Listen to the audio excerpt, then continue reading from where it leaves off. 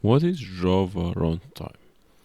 Or JRE. So whatever you say, it's basically a runtime.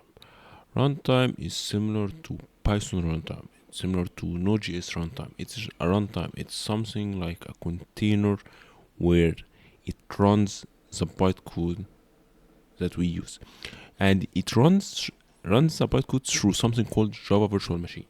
So any machine that has this Java Virtual Machine is gonna be using, or actually gonna be able to use any jar file. And this is why when someone tells you, hey, you can compile your code just once and you can run it on any machine, and this is like uh it's nothing new. It's just some runtimes that's been gonna be used in Java. In Java we have JVM. In Python we have Python runtime. In Node.js we have Node.js or Node runtime, I'm not sure. So basically, it's the same concept. We have a runtime environment. This runtime environment is going to be responsible for using this jar file in order to be used. So you can run it on Linux, you can run it on any Unix machine, you can run it on Windows, you can run it on whatever machine that has a virtual machine, or the Java virtual machine specifically.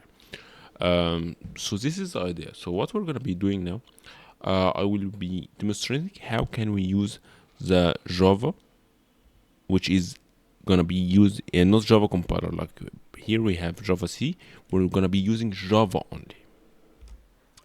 So Java here we can use like interview question, which is our jar file here in this directory, and when we run it right now, it's gonna be using our entry point we have just that we had compiled before, or basically specifying the entry point, and it's gonna be running the whole project based on this kind of entry point. And let's see it now.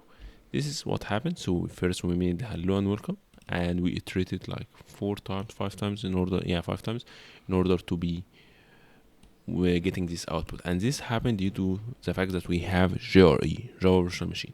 So any machine that have JRE, which is basically containing JVM, is gonna be able to get like this result from any machine.